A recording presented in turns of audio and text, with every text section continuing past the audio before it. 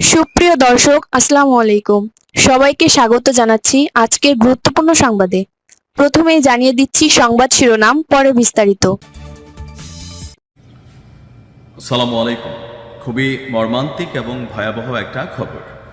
আগামী 2 থেকে 3 দিন যাবত সারা বাংলাদেশে নানান ধরনের ঘটনা ঘটতে পারে। বিশেষ করে জনাব তারেক রহমান যখন আগামীকালকে বাংলাদেশে পা দিতে যাচ্ছেন, ঠিক এর আগ মুহূর্তে এমন ঘটনাগুলো নানান ধরনের বিশেষ ধরনের কিন্তু আসলে বার্তা দিচ্ছে। দর্শক, মাত্র কিছুক্ষণ আগে রাজধানীর মগবাজার মোড় এলাকায় বাংলাদেশ মুক্তিযোদ্ধা সংসদের যে কেন্দ্রীয় কমান্ডিং ভবন আছে, সেই ভবনের সামনেই শক্তিশালী একটা ককটেল বিস্ফোরণের ঘটনা ঘটেছে। আর এই ঘটনায় একজন নিহত হয়েছেন। আর নিহত যুবক একজন সাধারণ পথচারী, যার নাম হচ্ছে সিয়াম, বয়স মাত্র 21 বছর। তিনি মগবাজারের জাহিদ কার ডেকোরেশন নামক একটা প্রতিষ্ঠানের কর্মী হিসাবে নিযুক্ত ছিলেন।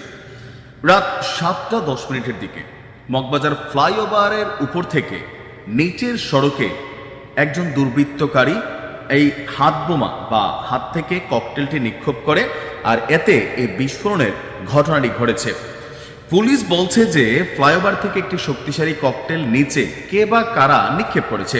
ধারণা করা হচ্ছে ককটেলটি নিক্ষেপ করার পর যেই ভাইটা মারা গেছেন জাহিদ, তার মাথায় সরাসরি আসলে আঘাত করেছে। এতে তিনি ঘটনাস্থলেই মারা গিয়েছেন।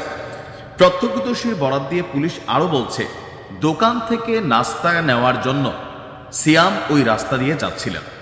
দেখেন কতটা প্যাথেটিক। দোকান থেকে নাস্তা নিয়ে যাচ্ছিলেন, একটু পরে নাস্তা খাবেন, কিন্তু রিজিক আসলে তার শেষ হয়ে গিয়েছিল। আজরাইল হাজির হয়েছিল ওই ককটেলের মধ্যেই। ডিবির যিনি কর্মকর্তা আছেন মাসুদ, তিনি বলছেন, আমি এবং আইন শৃঙ্খলা বাহিনীর অন্য সদস্যরা ঘটনাস্থল দেখেছি, বিষয়টি নিয়ে তদন্ত চলছে। ঘটনাস্থলে থাকা চায়ের দোকানি যিনি আছেন, তিনি বলছেন, আমার কাছে এসে চা চেয়েছিল সিয়াম। আমি কাপ ধোয়ার প্রস্তুতি নিচ্ছিলাম, এমন সময় হঠাৎ করেই বিকট শব্দ।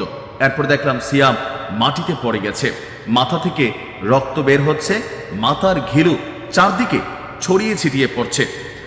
সরজমিনে দেখা যায় বাংলাদেশ মুক্তিযোদ্ধা সংসদ কেন্দ্রীয় কমান্ড এবং মগবাজার জাতীয় চার্চ পরিষদের সামনের সড়কে ফারুক টি স্টল নামক একটি চায়ের দোকানের পাশেই ককটেলটিকে নিক্ষেপ করা হয়। কে ভাই তুমি? কেন এই কাজ করলা? কার কথায় এই কাজ করলা? আর এতে তুমি কি অর্জন করলা? এই যে ছেলেটা মারা গেল, তার বাপ মায়ের যে অভিশাপ, যদি ছেলেটা বিবাহিত হয়ে থাকে, তার নববিবাহিত স্ত্রীর অভিশাপ তুমি কোথায় নিবা ভাই? আমার কাছে খারাপ লাগে কি জানেন, বাংলাদেশ নিয়ে আমরা যখন পৃথিবীর অন্যান্য দেশগুলোতে বসবাস করি, রাজনীতি সব দেশে আছে, কিন্তু ক্ষমতায় থাকা, ক্ষমতায় না থাকা, ক্ষমতায় থাকতে ক্ষমতা থেকে হারিয়ে গেলে এই রাষ্ট্রটাকে নিয়ে যে একটা খেলা চলে, আর এই খেলার শিকার সব সময় গরিব মানুষরা হয়। আবার এই ঘটনাগুলো কিন্তু গরিবরাই ঘটায়। এই যে ধরেন ককটেলটা যে মারছে, সে কিন্তু বড় লোকের ছেলে না। আপনি ধনাঢ্য পরিবারের কাউকে 5 লাখ 50 লাখ টাকা দিয়েও এই ঘটনা ঘটাইতে পারবেন না। আমরা যারা আছি মধ্যবিত্ত, দরিদ্র, গরিব, 500, 1000, 5000, 10,000 দিলেই আমরা এরকম ঘটনা ঘটাই দিতেছি। নিজেরাই নিজেদের জীবন নিয়ে খেলাধুলা করতেছি। আর এতে রাজনীতির কি অর্জন হয়? জনাব তারেক রহমানের দেশে ফেরাকে ঘিরে পুলিশ সর্বোচ্চ সতর্ক অবস্থায় রয়েছে, নিরাপত্তা দিচ্ছে। কিন্তু আসলে কি সব দিকে এভাবে নিরাপত্তা দেওয়া সম্ভব? সারা ঢাকা শহর কি সিসিটিভির ক্যামেরার আওতায় আছে? ঘটনাস্থল হচ্ছে 300 ফিট, কিন্তু এখন আশেপাশে এই ধরনের ঘটনাও তো রাষ্ট্রকে অস্থিতিশীল করে।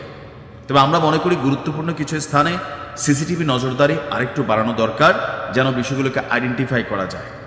যে বা যারা এই ঘটনা ঘটিয়েছে তার দৃষ্টান্তমূলক বিচার, শাস্তি দাবি করছি।